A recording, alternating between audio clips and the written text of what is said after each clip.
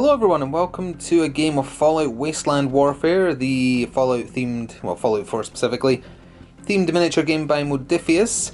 The starter set that I did an unboxing of comes with some tutorial scenarios, player scenarios, AI scenarios, but what we're doing today is a small one that comes with the Heroes of Sanctuary Hills box set, because it's really simple. It's two very small teams and the only objective is murder each other, and I think this is a good introduction to how movement works, long range combat, short range combat, etc. So we're going to very quickly go over the basics of play and how AI works, because this is going to be solo. So I'll try to keep things short and succinct here, because this is just so that if you aren't aware of the game rules, you should still be able to play along, well, follow along in an entertaining fashion if you just know the basics of what's happening. Movement in the game is measured by these. They are actual lengths, like that starts at 2 inches, that's presumably 4, 6, 8, 10, 12. So you can just use a normal ruler, but they have things like measure red, measure green plus blue, etc. So that's why those are there. Event cards, that's a thing that you pull at the end of the second, well, start of the second turn onwards, that makes special stuff happen. This is the box of all the various icons you need to play a proper game. Way too many. Thankfully, we literally only need to use one, well, two if you count damage markers, two from this to do this little basic scenario, so that's simple as is. So this is one squad. This is the squad I'll be playing as the human, the male sole survivor, Codsworth, and survivor Dogmeat Scout. And how their cards look, that's a basic setup. There's their stats. The icons next to the stats are the thing that you need to check against to do something, like if Codsworth wants to shoot, he has to use his agility, because that's where the pistol is. If he wants to attack in close combat, he also has to use agility. If he wants to throw a grenade, if he had a grenade, it would also use agility. There's some special rules beneath. Armour, which we'll go into in more detail once we're actually playing, and you have equipment cards, and this tells you what you roll, but we'll go over the dice in a second. Here's what the male sole survivor card looks like. He gets a free perk, Lone Wanderer, but it only, pardon me, it only kicks in if he is a black distance away from anyone except dog meat, or animals in general, so that's probably not going to happen in this one. He's got a machete and a 44 revolver, because that's what he would be equipped with if the AI was controlling him, so that's why I'm just doing it to keep it basic. Dog meat just has his dog bite.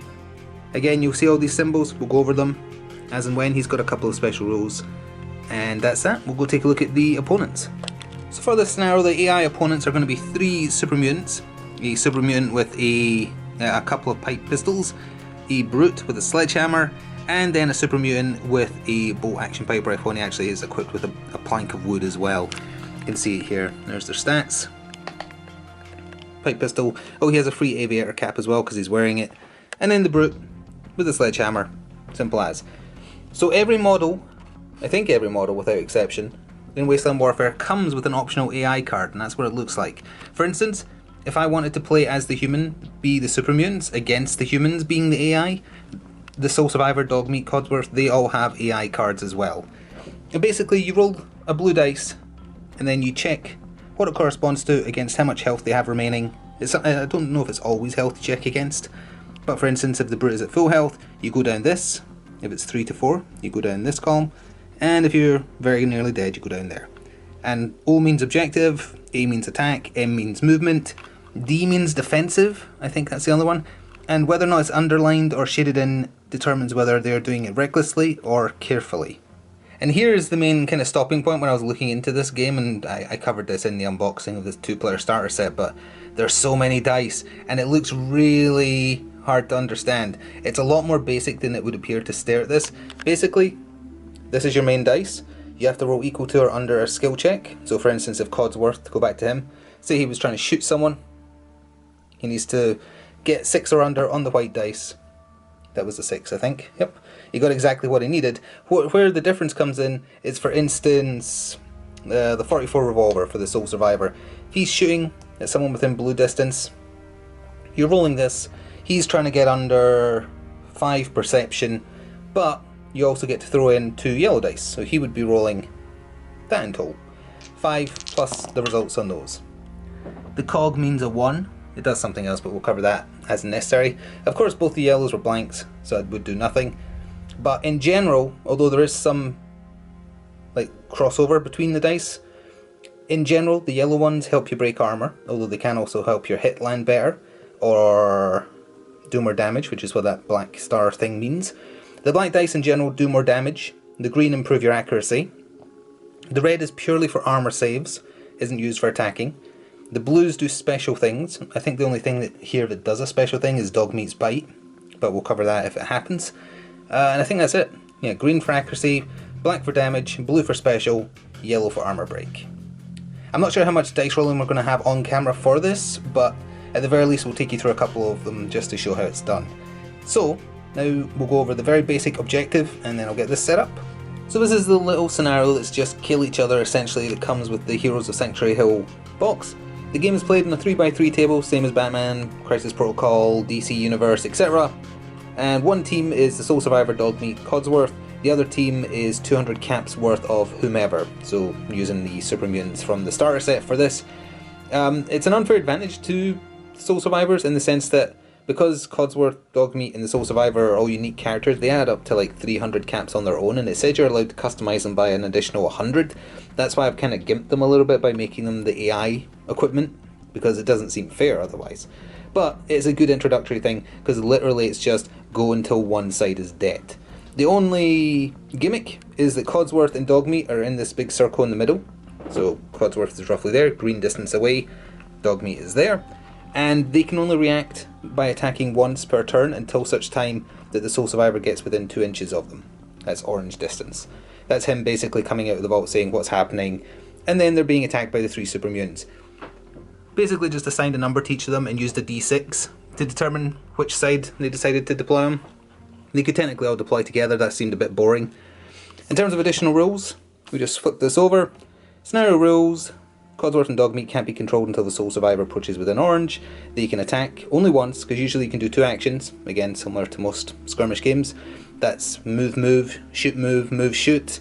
Interact with something like pick a lock, hack a terminal, or you can prepare, which is essentially like going on Overwatch to go in layman's terms. It's a bit complicated, all the other stuff you can do as a reaction, but primarily it seems like an Overwatch shot or shoot someone that's charging into you, that kind of thing. And then if you're playing a campaign or a prolonged settlement mode type thing, the winner gets 200 caps and you can use that to buy settlement upgrades, but we're not going to worry about that yet. Because if we do continue with this, we're going to go to the tutorial scenarios, and it slowly introduces like scouting and searching for items and whatnot. So please do remember to show your support if you end up liking this as we get started. The Survivor side are going to go first, and I think that covers about everything, other than just getting straight into Battle Round 1. So as Battle Round 1 starts, just a reminder, this is kind of like a test game. I'm not sure how in the future, how many dice rolls I'm going to show, how many movements, but we're going to go over the basics of a turn now just to help acclimate ourselves. Also in the future, not necessarily going to be like AI rules for the enemy. You can just do like make a force and fight each other like skirmish games, but this is, Modiphius themselves have said, kind of like they're not trying to be hyper competitive. There's a lot of wiggle room for like scenario specific or I don't know, story specific things you want to have happen. Like the example they give is you don't necessarily need to make the AI do exactly what the card says if thematically there's something that makes more sense. So they're very open about that type of thing. This is not hyper competitive in any sense of the word. But anyway, we're going to get started. The Sole Survivor is going to take a turn. Got his card here just to show how this works. What happens is you ready a model when you're the person who has priority, but against the AI I believe the player always has priority. And that just means putting that little face next to someone, and if you want, that is all you need to do. And then the enemy goes, and then you have to put a ready token next to someone else. The reason you do that is that eventually when you say, I'm going to ready or activate somebody who's readied, you have to activate everybody who has one of these tokens, otherwise they lose their turn. You could just say, I'm activating, and he's immediately taking his turn, and then you use it on that side, which is just like the activated tokens from Crisis Protocol, which for the most part will be happening. I imagine in bigger games it makes more sense to have a couple of people readied up, and then say an enemy comes into range, and you're like, okay, both those people are getting a turn now, and they're going to shoot you to bits. Either way, that is the basic movement of a model. The one on the left, the one on the right is how far they can charge if they're going into close combat. So the Sole Survivor moves yellow. Let me just change hands here. Humans often go slower than monsters, and I believe it is base to base like that. Similarly, actually I'm going to have to double check that. I'm doubting myself now, but I think it's like Crisis Protocol in the sense that you measure to the end rather than measure inside. But I will go double check that after this. So you can do 2 actions and that's 1 action. He's immediately going to move, not even the full. So he's within 2 of Codsworth. So you can see, hello Codsworth, I just got out the vault, why are we being attacked by super mutants? Does anybody else hear a dog? And that's his turn. So that just means he's had his turn. Codsworth will be able to do something after a super mutant, and because it's the AI, I'm just going to roll a d6 for like 1, 2, 3, 4, 5, 6, and that's who's going to activate. You're supposed to like flip markers and stuff, that's tedious. It's a 1, so the far one on the left with the double pipe pistols, he'll be going first. So let's go over how an AI activates. It's his turn via random chance. This is his AI card right here. So what you do is you get a blue dice, which is the skill dice, you roll it. He's at full health, which is 8. And he got 2 bottles, which means it's this one, which means he's going after the objective. Because this is just murder each other until you're dead, it doesn't make much difference. But say, for instance, there was a searchable there and that was connected to the objective, but you could technically move and shoot, he would prioritise going for the objective as per the dictation of the card. There's also like a cutout card that I looked at when I was doing the unboxing, where it has a big list, almost like reading a program, where it's if the AI can't do something, check the next thing, check the next thing, go down the list until you find a check that they can actually do. Again, that overly complicates things in my opinion. If you just use common sense about what the AI would want to do, I would say just do it. So either way, he moves yellow, I believe it was, and he wants to go for a kill. So, oh, also it is end to end, so he can do that. And he is just going to fully activate, so we'll just flip that token over because he's going to be done in a second. So he is within distance to shoot either Codsworth or Sole Survivor, so that gives us a perfect opportunity to look at how shooting works.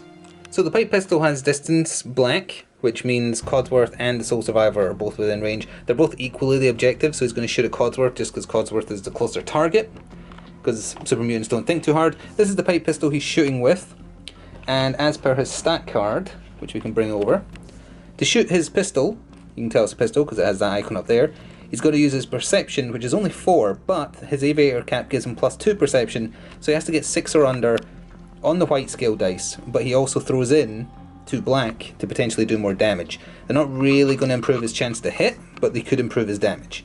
So, you just do a roll. The cog is an equivalent of 1, and it's going to do an extra damage. That one does nothing. We'll worry about what the cog does in a second. So that means 2 damage is coming through, because by default it does 1 physical damage and then 1 extra. Codsworth, let's see, he's got 3 physical armour and he didn't get any armour breaks. So 3 or under is how much damage he's getting brought to him that he can negate. If he gets over that, he gets it all. He rolled 3, he has 3 physical defense, that means he can block up to 3. He took no damage. But that cog means that the Aviator has a quick action, which basically just means you can do a free shot at -2 perception. I'm going to double check if you can immediately use it. Yeah, double checked, and if a model generates a quick action point, it can be used at the point it's using its action, so it can be used now. It's a -2 to any skill check, which means it basically negates him having the Aviator cap, so he's just perception 4, but again, he gets to try and roll under 4. He rolled exactly 4, although it actually becomes 3, because it had a -1, and again, bonus damage. So Codsworth with his 3 physical armour has to defend against 2 damage. He defended against 1, and because that's equal to or under his armour, it counts, but he still takes 1 damage. Oh, the last thing to mention is health is not always connected to endurance. I know that sounds really weird, but for most models, health is endurance. It's wherever the heart is on their stat card, like right there. I think the only difference here, Dogmeat's HP is tied to his agility. Codsworth is his endurance. He has 6. He took 1 damage through there, so he has 5 hits remaining. I'm going to put a little damage icon next to him, and then it's going to be Codsworth's turn. So Codsworth's turn is, first of all, that he activates, and he gets his little readiness marker. Now he could technically move forwards a little bit and then use his Mr. Handy Flamer to try and set the Aviator Goggles Super Mutant on fire. He could also charge and use his, what is it called? Mr. Handy Buzzsaw. It does 2 damage base, but the Hand Flamer could set him on fire. Let's do the charge. So Mr. Codsworth's charge distance is green, so he can definitely get into base to base, and you do have to be base to base in this game. So he is activating. We'll just flip that over preemptively.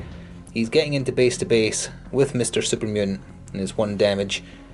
And that's an action, but on the charge, that means your first attack, you can either add a black die for potentially more damage, or you can add a green die for potentially better chance of the initial hit landing.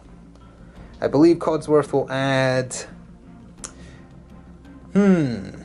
what's his melee skill? 6. He'll add the black, he'll be risky. So you'll take my word for it, so I don't have to pull the little card over, but the hand flamer, so he needs to get under 6 on the white die. The charge bonus is a black die, and he gets a yellow die by default. And the base damage of the attack is 2, but that doesn't matter unless it lands, so he's looking for a 6. He got an 8.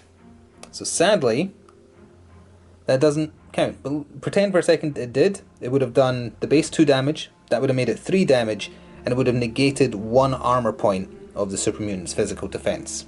But, as it is, that does not matter, and I think the charge counts as an action, so he doesn't get another one. I will double check that, because if not, then it's either going to be the Super Mutant with the pipe rifle or the sledgehammer going next. So I already rolled up, and the next activation is going to be the sledgehammer wielding Super Mutant Brute, and rolled for his AI, and he's going to attack but carefully. So what that means is he's not going to be super reckless. He could technically, he moves yellow, he's a little slower, so he could technically move yellow then charge Dogmeat, but he wouldn't have an action left to attack, and I did check, and charging is an action, so he wouldn't have an action left to attack this turn. So if he were being careful, which he is, what he will do then is he'll move up yellow to this wall, and then he will use his other action to prepare. So that means if Dogmeat had come around the corner, he'd get a free swing at him, basically. But Dogmeat isn't actually going to move until the sole survivor is in range to activate him. He can only defensively retaliate.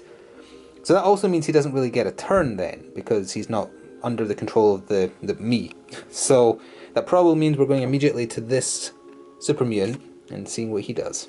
So the Super Mutant with the pipe rifle is going to attack recklessly, rolled for his AI already. So he's going to move not full distance because he wants to be able to see poor innocent Dogmeat there. Stand there and fire the pipe rifle at him for his second action, which will use up his turn and actually take us to the end of battle round 1, because as I say, Dogmeat at present can only retaliate and he can't move. So he has nothing he can do because he only fights close range. So the bolt action pipe rifle is obviously the white die, and he's got to roll under perception 4, so that's pretty hard. And he hasn't got Aviator goggles, so he's not going to buff it. But is Dogmeat within green? Because the pipe rifle can actually fire very far here within green easily. But at close range, it gets a yellow die and a green die. If it was green plus blue to reach Dogmeat, it only gets a black die added for extra damage. But this way, you can negate some of Dogmeat's armour and potentially just have a better chance of hitting. I'm looking for 4s. He got a 9, minus 2, 8, 7, not good enough. It would have negated 1 armour on Dogmeat, but it doesn't matter, he missed. So, that takes us to the end of the battle round, and everyone goes back to being ready to have another activation in battle round 2, but also an event applies. So, these have already been pre-shuffled. Is this in focus? No, it is. Vertibirds overhead, no sooner than they are heard, the 4 vertibirds dart past above overhead, fading into the distance into the southeast. It's a card where basically it means nothing happens. Sometimes they're good, sometimes they're indifferent, sometimes they're very bad. And with that, there's no victory points or anything to tally, so we're just straight into battle round 2. So to get battle round 2 started, the sole survivor is going to go. He moves yellow, and the hope is that he can get to Dogmeat. And I think he's just about going to make it, but it's going to eat his entire... Yeah, he's going to easily get. He's going to stay back a little bit then. He's within orange, because orange is 2 inches. So yes, that's his turn. Wasted this turn. But that does mean Dogmeat is able to get a turn. And I guess on camera, where's my d6? Again, it's 1, 2, 3, 4, 5, 6, for which Orc will get to go first. Did I say Orc? Good grief. Super Mutant. It's the one with the pipe rifle. He is going first. So the Super Mutant, not the Orc, the Super Mutant with the pipe rifle is attacking recklessly as his AI, so he's just going to take 2 shots at the poor doggo.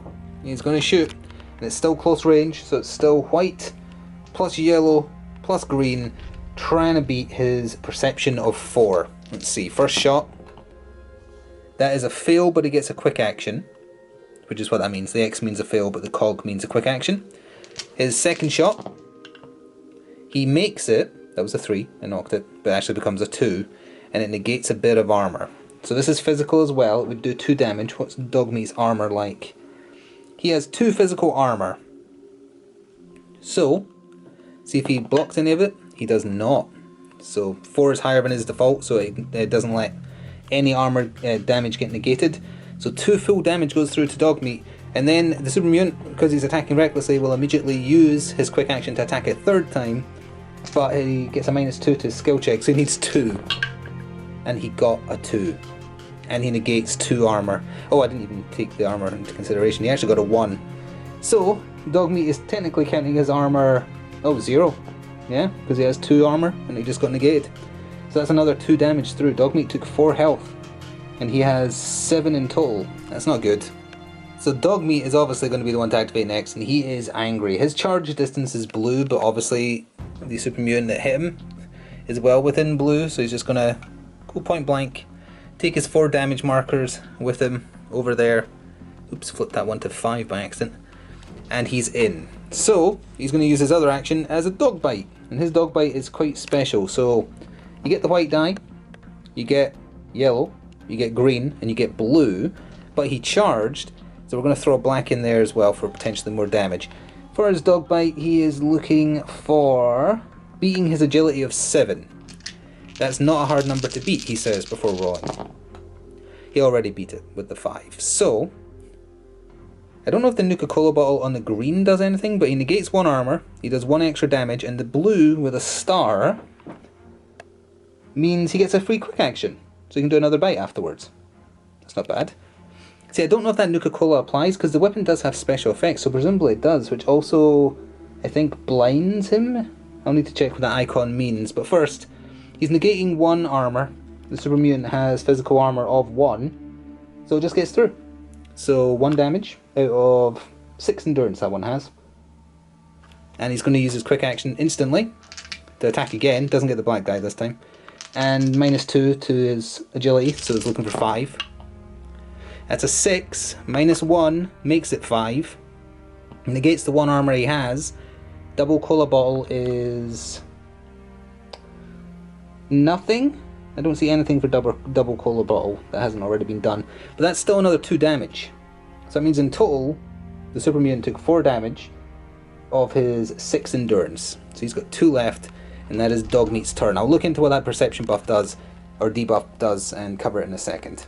So roll the d6 to see which super mutant would activate next. It's the one engaged with Codsworth over there, and double check the rules. Super mutant, it specifically says in the rules for close combat, when they use a gun in close combat, they're allowed to use their melee skill for what stat they're checking. However, it's still affected by a -2 penalty.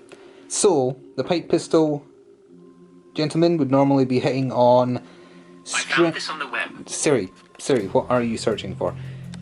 It's fine, ignore my phone. What was I saying? Yeah, normally if he was shooting his pipe pistols at long range, it's perception 4, but the Aviator cap buffs that up to 6.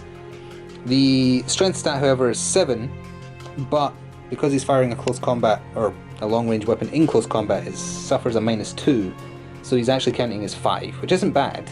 And presumably you still get the die, or the dice rather, required, so it's the skill check dice plus 2 black, and he's going to just try and shoot him, so looking for 5. That's 7, so his first attack does nothing. Second attack, that is not, that's 7. If he wasn't getting the -2 penalty, that would have hit, and it would have done 4 extra damage on top of the 1, which might even have killed Codsworth, because he has 1 damage on him already, doesn't he? How much health is he? Yeah, that would have killed him. If that had been a 5 or lower, that would have killed him. As it stands though, Codsworth took no damage, and now it has to be him to activate because the Sole Survivor and Dogmeat have had their turns. Codsworth is feeling lucky. How lucky? Buzzsaw lucky. I don't know what that means. Skill check die. Buzzsaw just adds an extra yellow. He is looking for 6s, and he's just attacking. So first attack. That is not a 6, that would be nothing. I'm starting to think maybe his flamer was the better option. And his second attack was also nothing. It would have done an armour break, but that doesn't matter. Oof. Codsworth, you're in trouble. I didn't expect the super mutant to be so effective because he was equipped with pipe pistols. Oh well, alright, that's the turn, so it's just the super mutant brute to go, and he's almost certainly charging the sole survivor, which might turn out bad as well.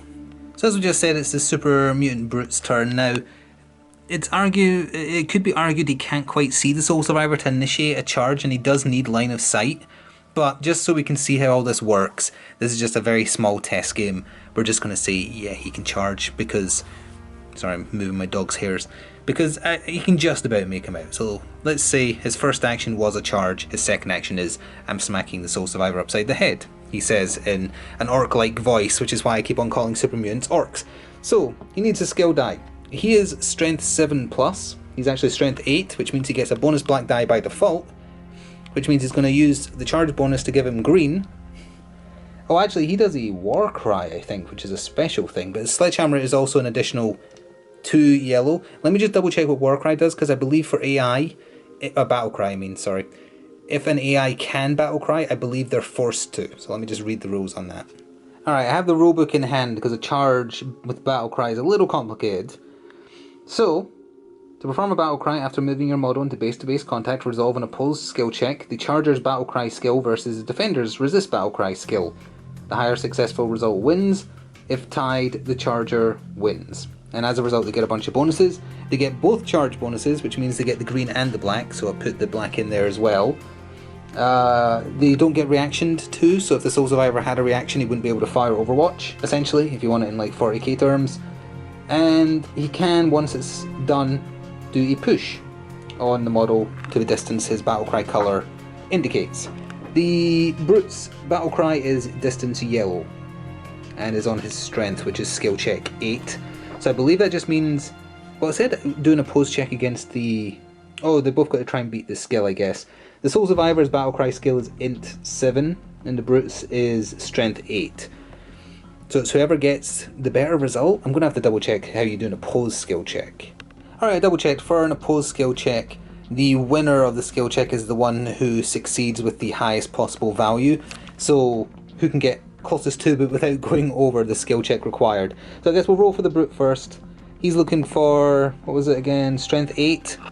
Exclamation mark counts as 1, so I don't think he's getting beaten.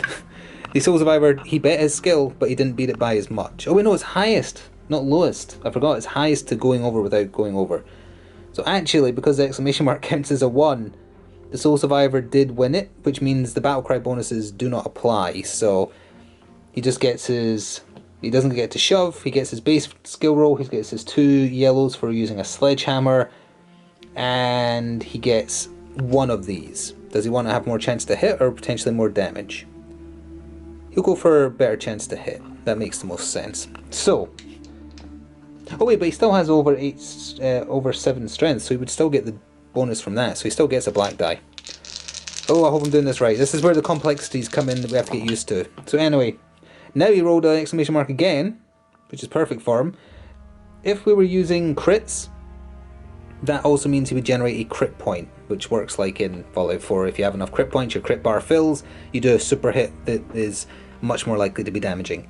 Anyway, it counts as a 1 for the purposes of the success, so he has successfully smacked the Soul Survivor with his sledgehammer, because he needed... It was 8, I think I said 7 a second ago, he needed 8. And it's doing 3 bonus damage on top of the 2 base, so that's 5 damage, and it negates 2 armour. How much armour does the Soul Survivor have? The Soul Survivor has 3 physical armour, so he technically only has 1 physical armour right now. Oh, which succeeded, actually, so let's just say it negated that. And that means he's only taken 4 damage. Ow, that hurt. He has 7 endurance, so he's got 3 left. Oh, and that also takes us to the end of the round now. Yeah, it does. So we need another event card. Not going as well for the survivors as I thought it would. Distant gunfire. Shots can be heard in the distance, maybe a group is hunting the Brahmin that frequent the area, maybe it's trouble. Again, an event and base. Basically means nothing. On to Battle Round 3. So to get Battle Round 3 started, the best boy Dogmeat is going to activate and he's going to try and finish off the pipe rifle super mutant there because the damage is... it's increasing on the survivors a lot quicker than I thought it would when I saw kind of like the stats of the super mutants. But he's going to stay where he is and bite that super mutant once at least. If once kills him, then he'll do something else with his other action. So we've got the bite here ready. Oh, the icon I was wondering about, that was the eye with the red line through it, it cancels reactions. So if he had a reaction he hadn't used yet, it would have been gone. So anyway, Dogmeat is hoping for 7 or less. He got a quick action, plus that counts as a 1, so already done. It rolled onto a different icon there. He got 2 extra damage on the... No, wait, no, that's stars on that dice. That's another quick action. Presumably you can generate multiple quick actions from a result. And that means take away reaction again. So, he has 2 quick actions, and he did his base damage, which is 2. Didn't do any armor breaking. The super mutant has just 1 physical defense, which he did not block, so he took 2 damage. Is that him dead? That's him dead. He had 6. Well, he had 2 endurance left of his 6. So, sorry, Mr. Super Mutant, this dog has not made your day. Oh, sorry, I didn't realise I tipped the camera there. So, that means Dogmeat has 1 proper action left, and 2 quick actions, or 1 if you're not allowed to generate 2, I'm not sure. So, he's going to use one of those quick actions for a charge, and if you use a quick action charge, it's 1 colour less than it would normally be.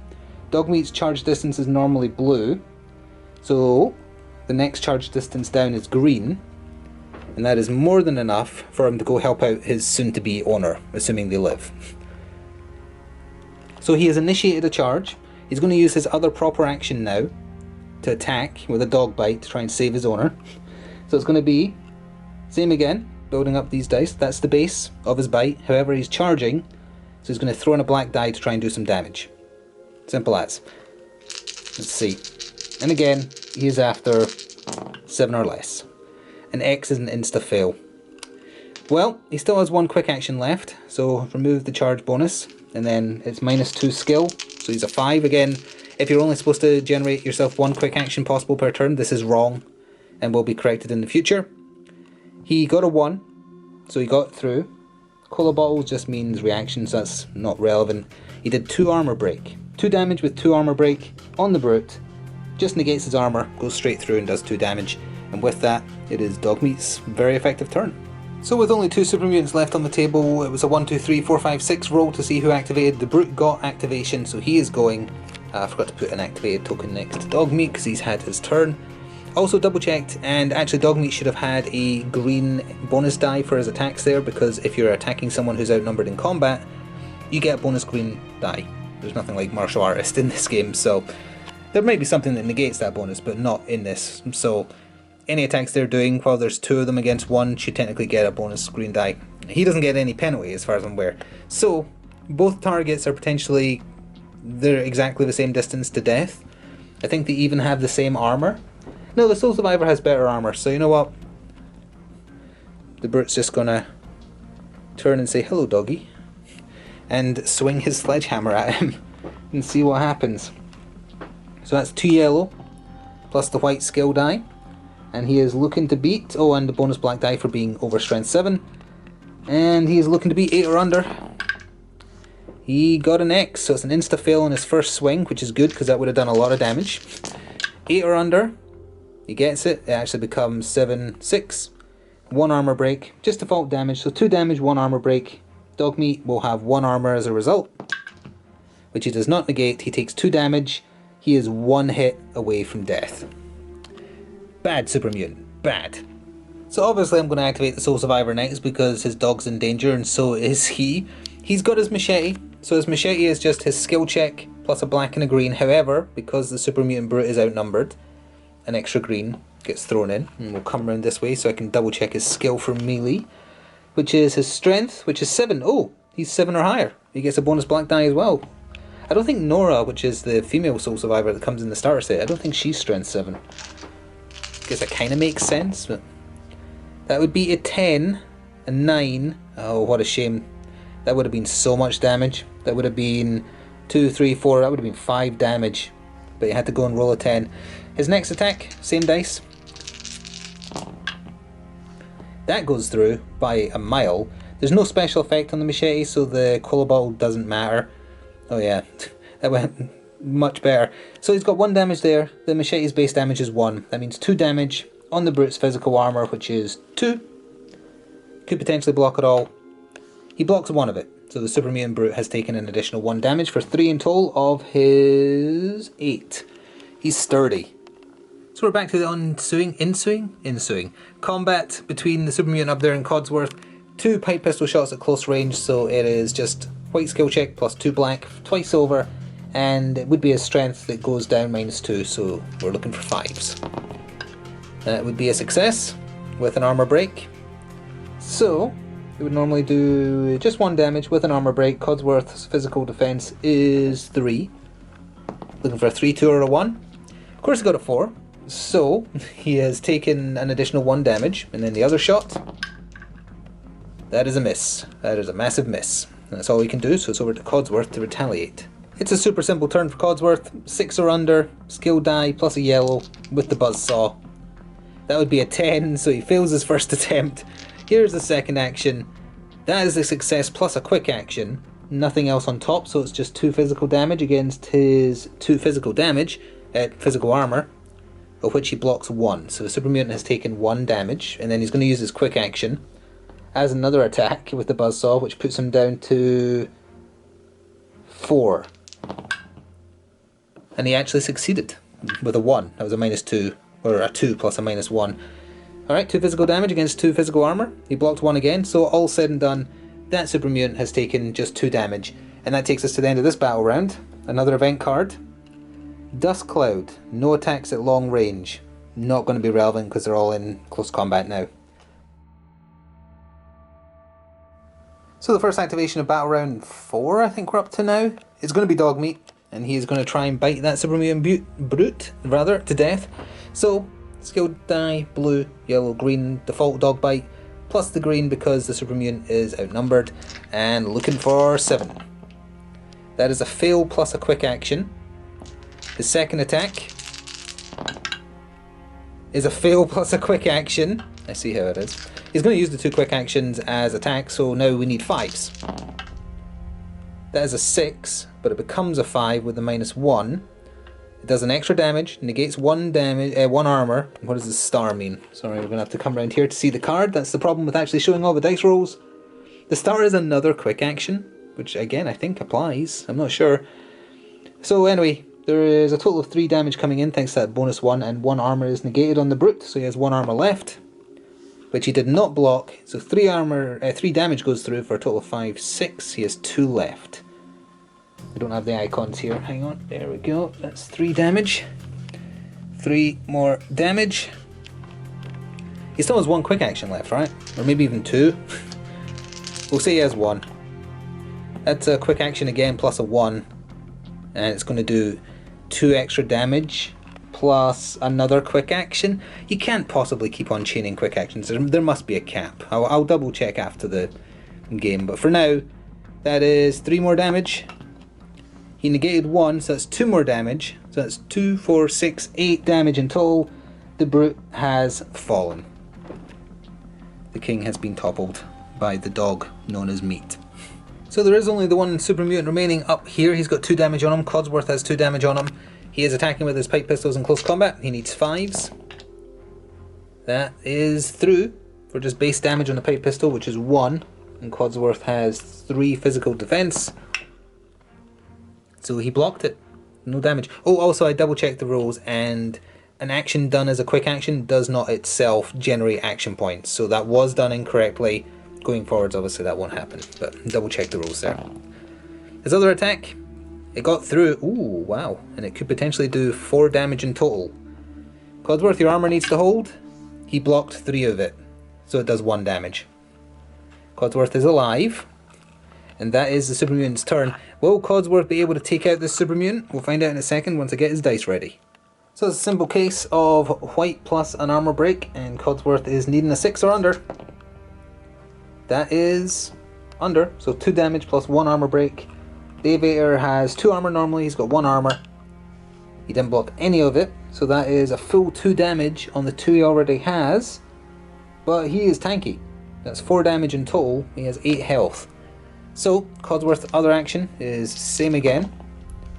As it would have been a double armour break, which would have just negated the armour entirely. But it didn't get through, no quick actions either. The Sole Survivor still hasn't gone yet, because he isn't in combat. So, just to quickly cover his turn, to take us to the end of this battle round, he is going to move twice.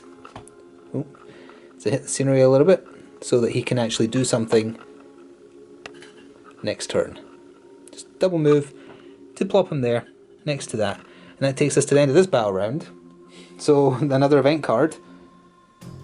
The short downpour leaves surfaces slippery. Climbing tests are agility -2 penalty. Not going to be relevant, but that's just another example of a potential event. We'll make the last turn, the next battle round, the last turn, even if the super mutant doesn't die. We'll call it a survivor win, but we'll see what happens. So to get what we're counting as the last battle round started, Codsworth is activating and he's going to flee close combat. So looked into how that's done. The model he's engaged with, assuming he's not engaged with someone else as well, gets a free attack at -2, which is on top of the -2 already. So that means that the super mutant is having to beat 2 here. And he actually did. He got a 0, technically. So Codsworth has to defend against 1 pipe pistol damage. Yeah. Oh, so, no, sorry, it was 7 -4. But either way, he's made it. So Codsworth blocked it. He has 3 physical. He can move up to red, but he's going to move within red because he wants to flamethrower as his other action. So he's just backing up a little bit to there, and he's flamethrowering. So for that, it's a skill die and a blue die because there's a chance to burn him. And for his gun, it's also 6 or under. He failed. Had he have succeeded, would that have done anything? It would have broken a bit of armour. But as it turns out, Codsworth is not nearly as useful as a dog. So the super mutant with the Aviator goggles is going to shoot at the Sole Survivor twice from where he's standing. So he is needing 6s or under. And that is a fail with a quick action. 6s or under with his normal action, and that's a success by far.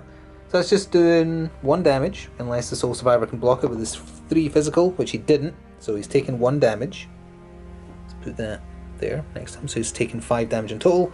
And then his quick action, so it's -2, so it ignores the Aviator cap basically, so it's 4 or under.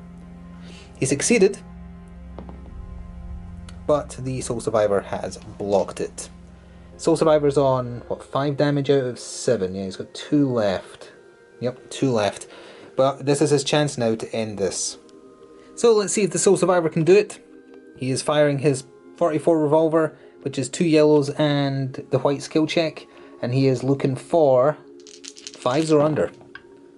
That would not be enough, which is a shame because it would have negated all the armour. His other action is a success plus a quick action. -1 doesn't really apply, so that's just straight 2 damage. And the super mutant has 2 armour. He actually blocked it. So a quick action, he needs 2s then, because he's normally 4s.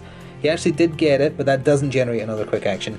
And that's 3 armour break, which negates all the super mutant's armour, so he just straight up takes 2 damage. From the revolver, right? Yeah, 44 revolver is 2 damage. So that means the super mutant has 6 damage on him in total. He has 2 left. Unfortunately, Dogmeat is not going to get in range this turn, because he moves red. So Dogmeat's just going to move like red. Actually, then he could charge. What's his charge distance? Dogmeat's charge distance is blue. Let's actually just quickly do his turn. So, it's going to move red, which is like to the fence there. And then, yeah, he can initiate a charge. Now, he doesn't get to attack this turn, so there's no charge bonus, but it does lock the super mutant in combat. And hopefully means he's reduced in effectiveness. But, oh, that's the end of a turn, and I said there wouldn't be an extra turn. I mean, he's about to die anyway. All skills would have been at a +2 bonus, so Dogmeat would have killed him first turn, next turn anyway. So I think we'll call the test game there, and just share some final thoughts and looking for some inputs on specific things from you as well, if you watched this far. So the thing to keep in mind with Wasteland Warfare is it's not usually just a kill each other until you're dead type affair. There is objectives, there is skills, there's things to do that are introduced steadily in the tutorial campaign, which would be the next thing on the to-do list once more the starter box is painted. But this was just to kind of show off, here's how a turn works, here's how movement works, here's how shooting works, close combat, and more specifically as well, how AI works if you're just playing a game by yourself against an opposing enemy force, very similarly to like if you were playing Fallout 4, for instance. So I'm looking for input on whether you want to see more of this in the future, and what you want to see more specifically of within the battle reports. Like I basically showed off all the dice rolls. I didn't bother showing off some of the movement and rolling for the AI for the super mutants, but showing all the dice rolls kind of limits the angles I can do, because if I'm not doing recap style, I can't just like get in there and say, oh, he shot and did so and so damage and then he moved and did whatever. So basically it's like, it's up to you lot. Do you want to see the dice rolls, or do you want to see just more of the battlefield, getting in there, fancier angles with just like recaps of turns, a la basically the battle reports we do on the channel? You can let me know. I'm looking for input on how much, if any, Wasteland Warfare you want to see and in what form it takes. But I hope you enjoyed. There will be, I think, sooner or later I'm going to do a painting video on the Deathclaw, because the Deathclaw is awesome. So that'll be coming in the future at some point, not sure when. Thank you for watching. Please do share your thoughts. Check out the other content we do on the channel. Subscribe if you want to see more. And I will see you in the future. Ta for now.